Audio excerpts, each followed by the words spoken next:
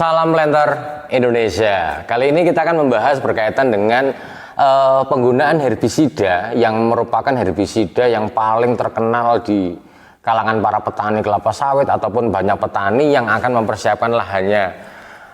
Herbisida ini adalah dengan bahan aktif berupa paraquat diklorida. Merek dagangnya yang paling banyak adalah biasanya ada Topzone, ada dari PT Kenzo ada Kentex, dari MKD ada Topzone. Merupakan sebuah produk-produk di pasaran yang sudah mulai dikenal oleh masyarakat, dan dimana bahwa paraquat diklorida ini adalah bersifat kontak. Maka kita akan bahas satu persatu detail pada hari ini. Yang pertama adalah bahwa paraquat diklorida merupakan sebuah herbisida kontak yang mana bahwa herbisida ini jika terkena daun maka larutan paraquat diklorida ini maka dia akan memecah membran sel. Nah, bagaimana mekanismenya? Bahwa paraquat diklorida itu akan menghambat. Jadi biar para planter dan para petani pahami dahulu secara teoritis bahwa paraquat diklorida adalah menghambat fotosistem yang sistem 1, di mana foto menghambat ini akan membentuk sebuah radikal bebas. Lah, radikal bebas yang ada jika kondisinya ada oksigennya maka kondisinya terbuka, maka dia akan membentuk superoksida. Lah, disinilah superoksida itu akan memecahkan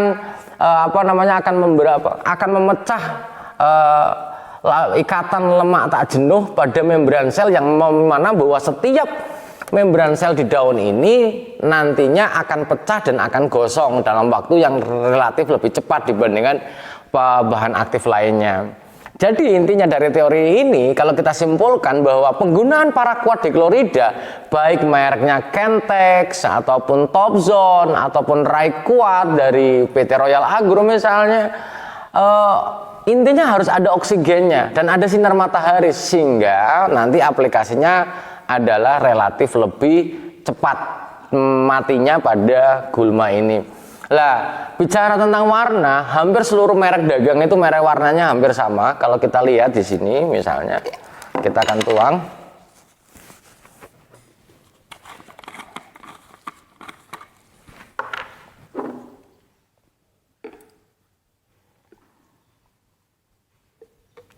Ini kalau kita tuang, maka dia warnanya adalah biru agak hijau, jadi Tosca tua itu hampir sama semuanya, baik mereknya Topzone ataupun Kentex ataupun Raiquat itu semuanya adalah berwarna biru kehijau-hijauan ataupun Tosca tua, dimana bahwa ini adalah bentuknya adalah liquid ini, emulsi ya, jadi dia lebih mudah untuk dicampur dengan menggunakan air sebagai pelarutnya. Lah, penggunaan paraquat ini adalah biasanya digunakan untuk gulma berdaun lebar. Sekali lagi, untuk gulma berdaun lebar.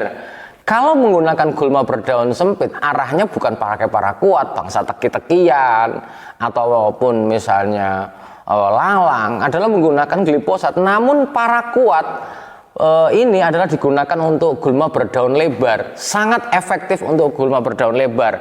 Dan satu lagi sarannya adalah gulma berdaun lebar yang dia tidak berkayu, artinya berdaun lebar tapi lunak kondisinya. Misalnya adalah bangsa ini Ageratum conezaides atau babandotan ini, dimana bahwa batangnya ini adalah batangnya relatif lunak, jadi ini mudah dikendalikan dengan menggunakan paraquat diklorida ini. Ataupun ini ada Asistasia yang relatif lebih lunak, kalau kita petik gini aja maka dia bisa lunak lah. Ini adalah sasaran dari paraquat sendiri. Sekali lagi para planter semuanya bahwa paraquat diklorida itu tidak efektif untuk penyerapan menggunakan ketika batangnya berkayu. Maka kadang-kadang banyak yang curhat juga bahwa apabila menggunakan paraquat kok nggak mati walaupun konsentrasinya sudah dinaikkan. Konsentrasi sudah dinaikkan kok nggak mati. Maka apabila dia berkayu maka biasanya dicampur dengan menggunakan metilmesulfuron yang sudah kita bahas sebelumnya. Namun untuk yang memang dia single lebar, dia tidak tidak berkayu atau cenderung lunak, maka penggunaannya adalah menggunakan paraquat diklorida single saja. Lah, bagaimana mekanismenya dan berapa ukuran yang bisa digunakan? bahwa ukuran yang digunakan relatif tergantung vegetasinya, tapi biasanya ada juga yang menggunakan 35 cc, ada yang 50 cc, sampai batas maksimumnya biasanya adalah 60 cc per 15 liter air. Artinya adalah dengan menggunakan 0,2 sampai 0,3 sampai 0,4. Kalau 0,4 sudah jarang biasanya menggunakannya, tapi biasanya 0,2 sampai 0,4%, artinya adalah 30 cc, 35 cc sampai 60 cc per capnya menggunakan inilah. Banyak juga para petani yang menggunakan dicampur dengan, kemarin sudah kita bahas, menggunakan campuran urea misalnya untuk penyemprotan, bisa akan lebih kuat lagi mematikan ininya. Namun secara tidak disadari penggunaan urea yang dicampur dengan paraquat-diklorida ini akan menimbulkan bahwa pemberian nitrogen pada gulma yang selanjutnya. Nah, di dalam sebuah kemasan paraquat-diklorida ini selalu ditampilkan bahwa yang paling penting adalah ditampilkan bahwa hanya digunakan oleh pengguna yang terbatas. Seharusnya para petani semuanya ataupun para planter semuanya menggunakan paraquat ini adalah sudah mendapatkan pelatihannya, karena bahwa toksisitas atau keracunan pada penggunaan paraquat-diklorida ini cukup lumayan besar. Maka kita harus pahami dulu bagaimana mekanismenya ketika kita sebagai penggunanya, para petani kita menggunakan paraquat-diklorida ini adalah semoga sih nggak ada ya, tapi mungkin ada yang agak keracunan dan sebagainya. Maka biasanya paraquat-diklorida ini menggunakan ada bahan liat yang ditelan yang untuk diberikan kepada para penggunanya.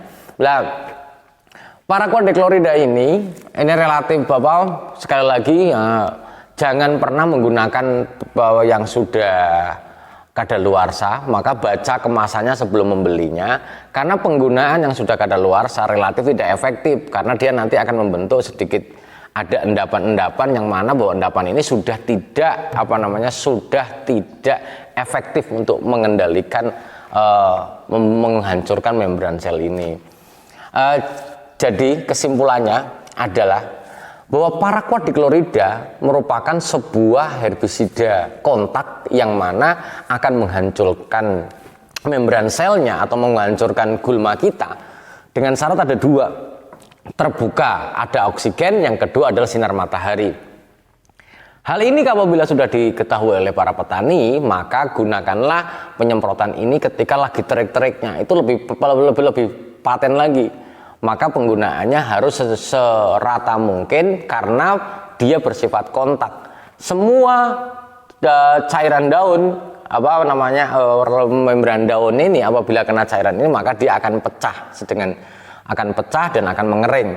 Namun tidak efektif jika digunakan yang berkayu apabila digunakan single saja. Kalau memang dia akan ada berkayunya, penyerapan ada kayunya, maka dia harus dicampur dengan metilmesulfuron. Yang terakhir, bahwa penggunaan ini tidak direkomendasi untuk penggunaan yang paraquat-diklorida ini bersifat pasca tumbuh. Jadi dia digunakan setelah gulmanya tumbuh baru disemprot, baru akan mati. Karena ada juga herbisida pratumbuh yang dia belum muncul tapi sudah membentuk lapisan yang akan menghalangi pertumbuhan dari gulma itu sendiri. Itu saja yang dapat saya sampaikan, dan ingat bahwa keefektifan paraquat sangat ditentukan oleh airnya, karena dia bersifat muatan positif, ketemu dengan liat, air yang berlumpur, maka dia akan segera menetralisir paraquat-dikloridanya. Gunakan air yang bersih sehingga bahwa penyemprotan kita relatif lebih efektif. Ini adalah